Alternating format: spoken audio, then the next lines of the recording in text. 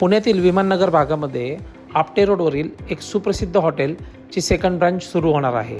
त्या हॉटेलचं वास्तूचं व आर्किटेक्चरचं काम आमच्या वास्तुस्पर्शला मिळाले. त्यानिमित्त आज ही साईट व्हिजिट होती. इथे सुरुवातीपासूनच सर्व गोष्टी आम्हाला वास्तूच्या हिशोबानेच करायच्या आहेत अशी क्लायंटची रिक्वायरमेंट आहे.